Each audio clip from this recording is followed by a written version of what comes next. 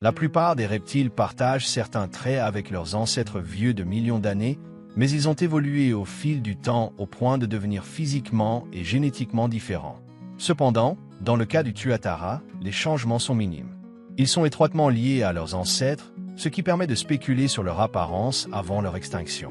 De plus, les rhincocéphales ont vécu bien avant l'apparition des grands dinosaures.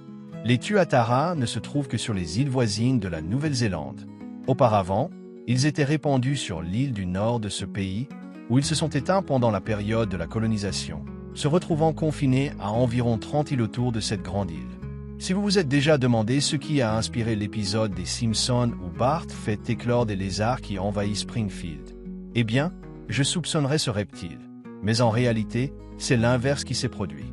Ils sont les seuls représentants vivants de leur propre genre, de leur propre famille et même de leur ordre, les rhincocéphales, que l'on estime avoir existé depuis l'ère mésozoïque.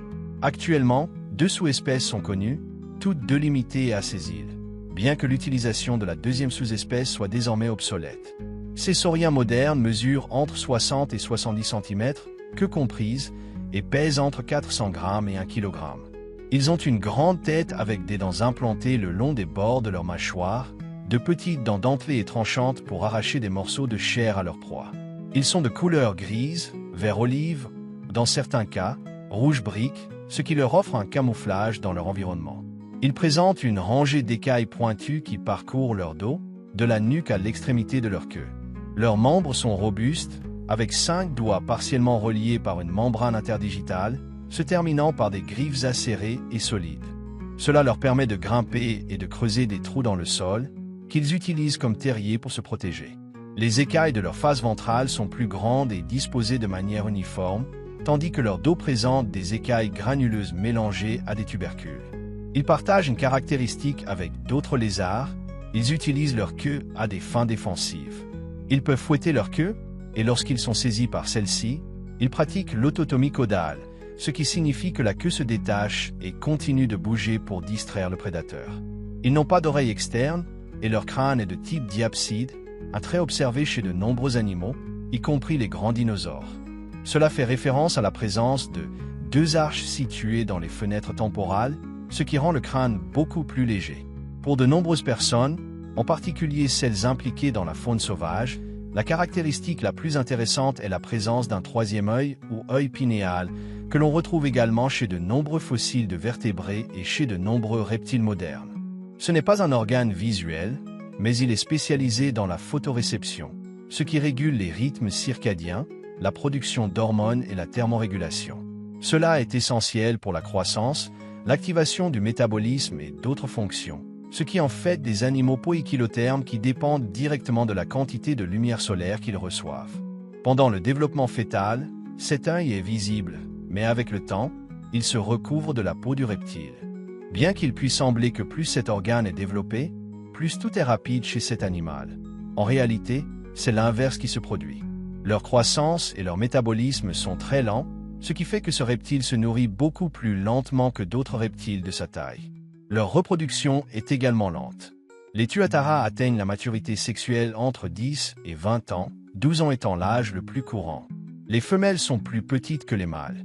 Comme pour de nombreux reptiles, déterminer leur sexe nécessite une laparoscopie, ce qui implique de les manipuler ou d'observer leur comportement si l'on a beaucoup de temps libre. Ils forment des groupes dans lesquels le mâle s'accouple avec un groupe de femelles sur son territoire, qui peut s'étendre de 11 à 50 mètres carrés. L'accouplement a généralement lieu la nuit, à la fin de l'été dans cette région. Au début du printemps, la femelle creuse un terrier dans le sol, situé sur les bords des falaises, où elle dépose 5 à 7 œufs. Ces œufs subissent une période d'incubation de 12 à 16 mois, l'une des plus longues du règne animal. Le sexe des petits est déterminé par la température ambiante. Les femelles se reproduisent tous les 2 ans.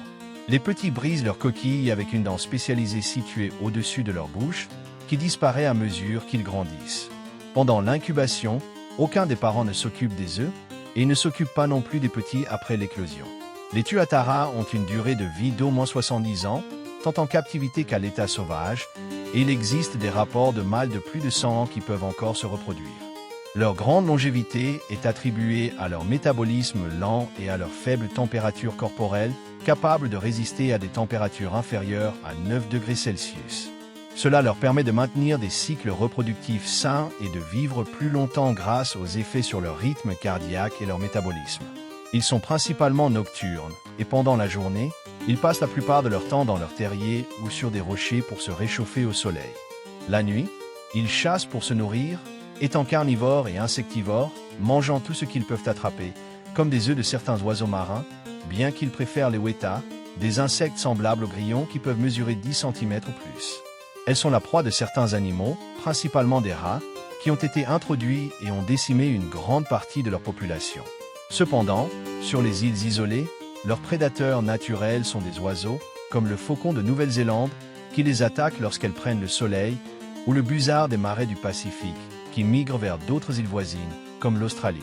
La présence de l'homme dans leur habitat a considérablement réduit leur existence sur d'autres îles, en particulier sur l'île du nord de la Nouvelle-Zélande. Cette espèce est classée comme vulnérable, avec une population d'environ 60 000 individus.